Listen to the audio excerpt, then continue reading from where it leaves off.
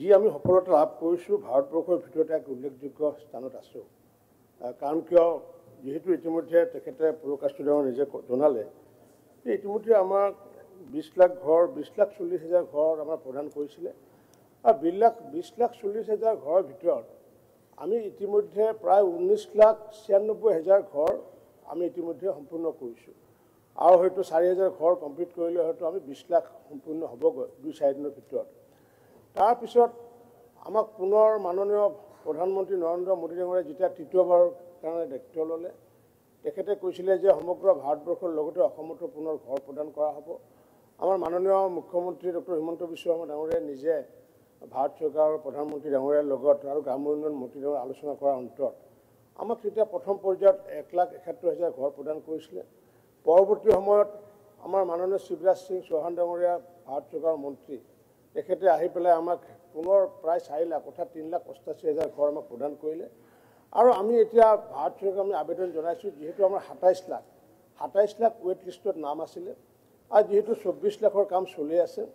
বাকী 3 লাখ ঘৰ আগন্তুক দিনত নিশ্চিত ওপৰত দিম বুলি ইতিমধ্যে ঘোষণা কৰিছে। ইয়াৰ পিছতো আমি এটা লক্ষ্য ৰাখিছোঁ যে বহু সময় মাননীয় মুখ্যমন্ত্ৰী ডাঙৰীয়াই হওক বা আমি যেতিয়া যাওঁ সভা সমিতি যাওঁ বহু মানুহে আমাক কয় যে ঘৰ পোৱা নাই। এই ঘৰ পোৱা নাই এই যিটো কাৰণ এই বিষয়টো লৈ পেলাই যেহেতু 2011 চনৰ তালিকাখন প্ৰস্তুত কৰা হৈছিলে সেই প্ৰস্তুত কৰাৰ সময়ত বহু মানুহে তেতিয়া কি কৰিলে তেওঁলোকৰ ঘৰত গৈ পেলাই জিঅ'টেক নকৰাৰ পিছত বহু প্ৰকৃত দুখীয়া বঞ্চিত হৈ আছিলে। পৰৱৰ্তী সময়ত 2018 চনত পুনৰ আমি ছাৰ্ভে কৰিছিলোঁ। ছাৰ্ভে আমি আৰম্ভ ঠিক কিছুদিন যোৱাৰ পিছতে 19 চনৰ যিটো লোকসভা নিৰ্বাচন আহিলে লোকসভা নিৰ্বাচনৰ বাবে কোড অফ কণ্ডাক্ট লাগিলে যাৰ ফলত তেতিয়াও কিছু নাম ৰৈ গ'ল। যাৰ কাৰণে এইবাৰ আমি সিদ্ধান্ত লৈছোঁ যে আগন্তুক দিনত আমি তৃতীয়বাৰৰ কাৰণে ছাৰ্ভে কাম ইতিমধ্যে আৰম্ভ কৰিছোঁ। আমাৰ ইতিমধ্যে যোৱা 16 তাৰিখৰ পৰা জীৱিকা সখীসকলক আমি দায়িত্ব দিছোঁ আৰু ঘৰে ঘৰে গৈ তেওঁলোকে যাতে ছাৰ্ভে যাতে কৰে আৰু এই ছাৰ্ভে কৰাৰ সময়ত মই বিধায়কসকলক আহ্বান জনাম যে আমাৰ যিহেতু এখন অৰুণোদয়ৰ ক্ষেত্ৰত আমাৰ PS লেভেলত এখন নটিফাইড আমাৰ সমিতি আছে। জিলা আয়ুক্তসকলে এই সমিতিখনৰ কথা জানে। গতিকে জীৱিকা সখীসকলে যদি আগন্তুক দিনত আমি যদি সহায় কৰিবলগীয়া পুনৰ ষ্টাফ প্ৰয়োজন হয় আমাৰ নটিফাইড যিখন সমিতিখনেই হওক বা বিভিন্ন ধৰণৰ গাঁৱৰ অঞ্চলৰ মানুহে হওক বা আমাৰ বিধায়কসকলে হওক বা যিসকলে তেওঁলোকে ভাবে যে নহয় এওঁলোকে পাব লাগে সেইসকল ঘৰত নিয়াৰ ক্ষেত্ৰত যাতে সহায়টো কৰে মই তাৰ কাৰণে আহ্বান জনাইছোঁ। মই আশা ৰাখিছোঁ যে এই তৃতীয় ছাৰ্ভেৰ পিছত যাতে কোনো এজন দুখীয়া মানুহ যাতে বঞ্চিত হৈ নাথাকে আৰু আমি যেহেতু ইতিমধ্যে ভাবিছোঁ যে 30 লাখলৈ আমি ঘৰ আমি দিব পাৰিম। গতিকে আৰু সাপ্লিমেন্টাৰী আছে স্যাৰ আমাৰ আছে স্যাৰ মন্ত্ৰী মহোদয় সেলফ সাৰ্ভে এপ এটা আছিল তাৰ মোৰ সাপ্লিমেন্টাৰী আছে না কোৱেশ্যনৰো সাপ্লিমেন্টাৰী এইটো আপুনি প্লিজ কাৰণ বহুত প্লিজ অনাৰেবল মেম্বাৰ কিন্তু মোক এই যেটো আমাৰ সেকেন্ড সাপ্লিমেন্টাৰী আমাৰ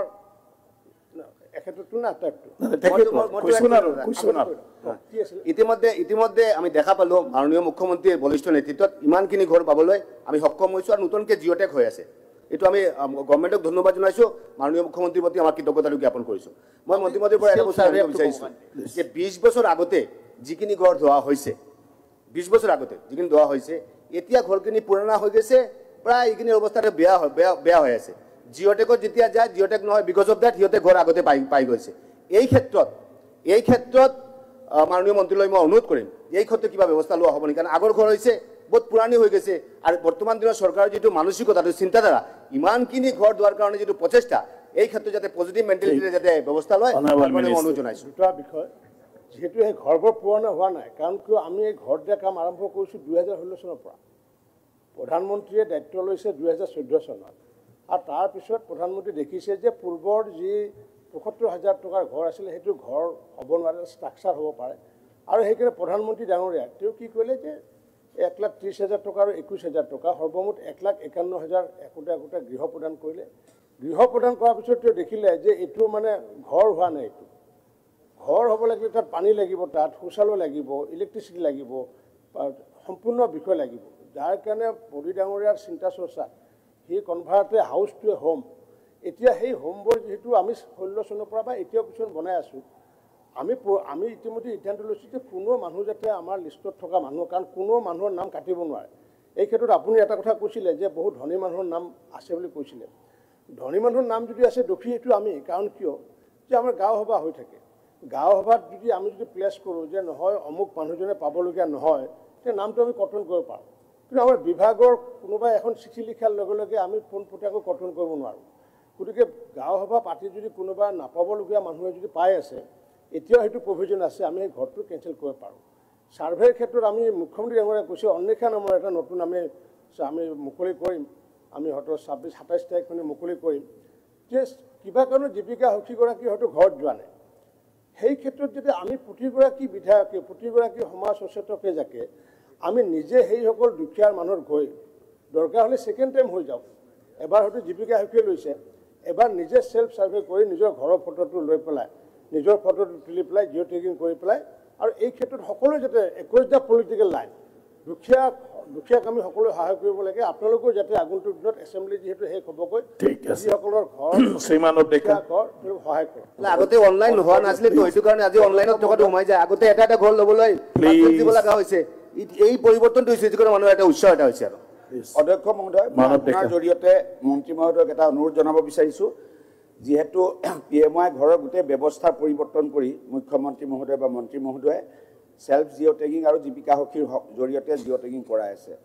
সময়টো অলপ কম হৈছে মই আপোনাৰ জৰিয়তে অনুৰোধ কৰাইছোঁ যাতে অলপ এক্সটেনশ্যন দিব লাগে জিঅ' টেগিঙৰ সময়সীমাটো অলপ বঢ়াই দিলে ভাল হ'ব অনাৰেবল মিনিষ্টাৰ উত্তৰটো দিবলৈ দিয়ক অধ্যক্ষ ডাঙৰীয়া এই বিষয়টো হয় মই উপলব্ধি কৰিছোঁ গতিকে আমি নিশ্চিত ৰূপত আগন্তুক দিনত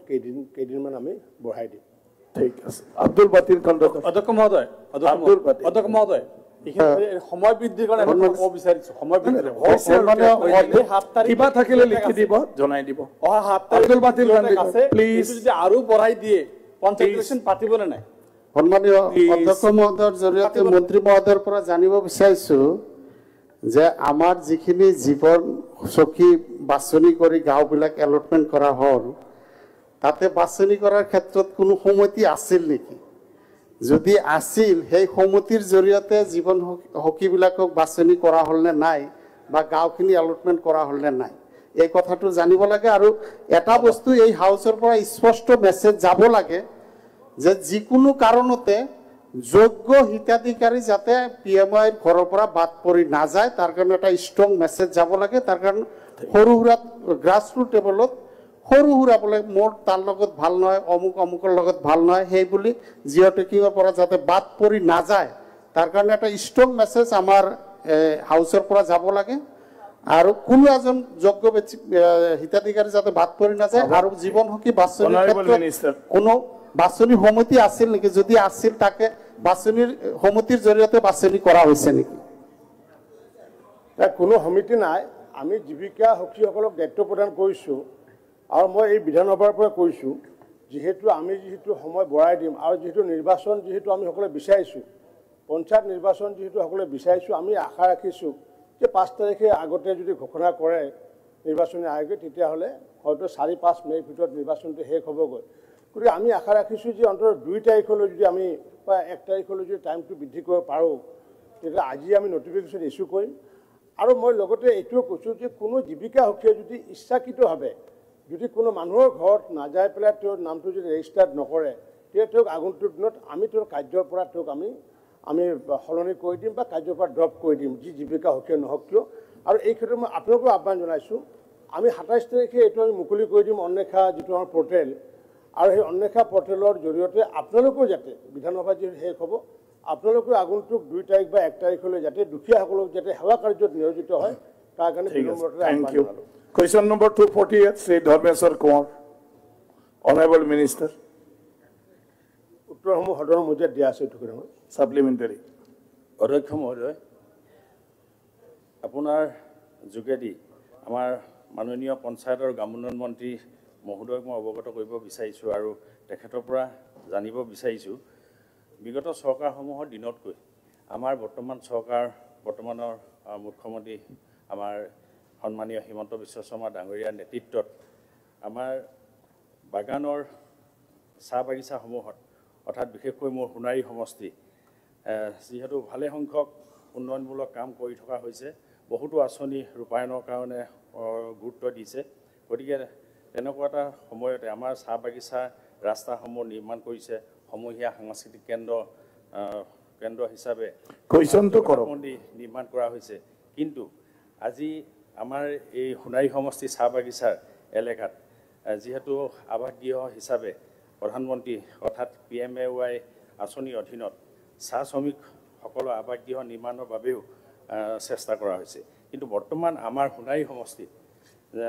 কিমান সংখ্যক চাহ বাগানৰ চাহ বাগিচা লাইনত থকা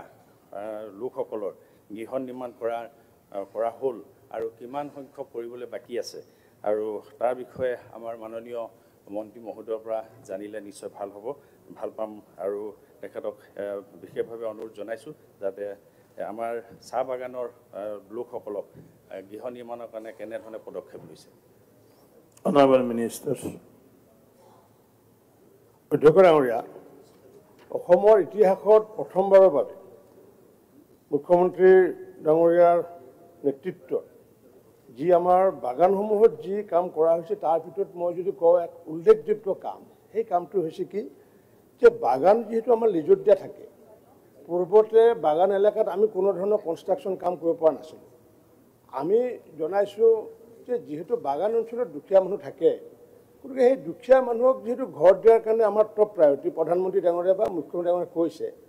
এই ক্ষেত্ৰত আমাৰ বহুত জটিলতা আহিছিলে পূৰ্বতে যে বাগান অঞ্চলত মেনেজাৰসমূহে বা মালিকসমূহে ঘৰ বনাব নিদিয়ে তেতিয়া মাননীয় মুখ্যমন্ত্ৰী ডাঙৰীয়াই সকলো আয়ুক্তসকলৰ জৰিয়তে বাগান মেনেজমেণ্টৰ লগত কথা পাতি ইতিমধ্যে প্ৰত্যেকটো লাইনত বাগানৰ প্ৰত্যেকটো লাইনত কাৰণ আমি গৃহৰ সলনি গৃহ বনাম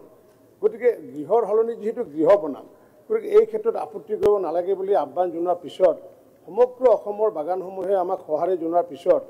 এতিয়া প্ৰত্যেকখন বাগানৰ যিমান ঘৰ আছে আগন্তুক দিনত আমি কেঁচা কৰিম ঠিক তেনেকুৱাকৈ আমি সোণাৰীত দেখিছোঁ সোণাৰীত আমি এতিয়ালৈ ৩,৪২২টা বাগান অঞ্চলত আমি প্ৰধানমন্ত্ৰী আৱাস যোজনাৰ ঘৰ বনোৱাটো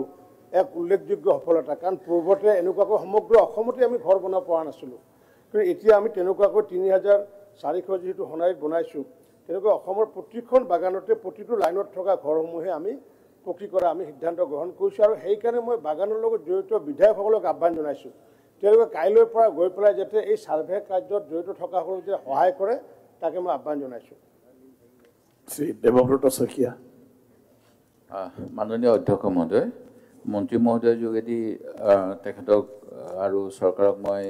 ধন্যবাদ জনাইছোঁ তেখেতসকলে সকলোকে আৱাস দিয়াৰ বাবে যি চেষ্টা কৰি আছে মহোদয় গোটেই ভাৰতবৰ্ষত মিনিষ্ট্ৰি অফ ৰুৰেল ডেভেলপমেণ্টে এটা সেল্ফ লোডিং এপ ব্যৱহাৰ কৰে তাত জীৱিকা সখী বা পশু সখী বা কাকো নালাগে যাক গৃহ লাগে তেওঁ নিজেই আবেদন কৰিব পাৰে মুখ্যমন্ত্ৰী মহোদয়ে পলাশবাৰীত এনেকৈ আবেদন কৰিব পাৰিব বুলি ক'লে কিন্তু সেই এপটো অসমত কিয় উপলব্ধ কৰা হোৱা নাই আৰু একমাত্ৰ জীৱিকা সখীসকলৰ যোগেদি কৰি কিয় কৰা হৈছে এই এপটো কেতিয়া আহিব সেইটো জানিব বিচাৰোঁ আৰু বহুত মানুহে ঘৰৰ কাৰণে ৰৈ আছে সেইটো স্বীকাৰো কৰিছে 20 লাখতকৈ অধিক এতিয়াও দিবলৈ আছে তেনে ক্ষেত্ৰত যদি কোনোবাই নিজাববীয়াকৈ অলপমান ভেটিটোও বনাই লৈছিল তেনেধৰণৰ মানুহখিনি আৰু বাকীখিনি কৰিব পৰা নাই সেই গতিকে তেখেতসকলক এনেকুৱা ঘৰলৈ আনিবলৈ যিটো গাইডলাইনটো মডিফাই কৰাৰ বাবে পদক্ষেপ ল'ব নেকি এই কথাও জানিব বিচাৰিছোঁ Honorable Minister. অধ্যক্ষ ডাঙৰীয়া ইতিমধ্যে দেৱব্ৰত শইকীয়া ডাঙৰীয়া যিখিনি কথা কৈছে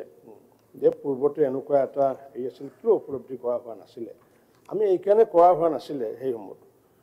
যিহেতু আমাৰ ৱেইট লিষ্ট আমাৰ যিহেতু প্ৰায় ২৭-২৮ লাখ ৱেইট লিষ্ট আছিলে আমি সেইবোৰ সম্পূৰ্ণ নকৰাকৈ যদি পুনৰ যদি আমি একোখন যদি তালিকা বনাওঁ তেতিয়া আমাৰ মাজতে এটা বিসংগতি আহিবগৈ যে যাৰ কাৰণে আমাৰ ৱেইট লিষ্টত নামবোৰ শেষ হোৱাৰ পিছত আমি ইতিমধ্যে কৈছোঁ যে জীৱিকা সখীৰ জৰিয়তে আমি কৰাই আছোঁ কাৰণ জীৱিকা সখীৰ জৰিয়তে এইকাৰণে কৰাই আছোঁ যে জীৱিকা সখীসকলে তেওঁলোকে যিহেতু মহিলা আৰু মহিলাসকলক গৈ পেলাই কথা পাতিব পাৰিব তাত কোনো ধৰণৰ ৰাজনীতিৰ কথা নাহে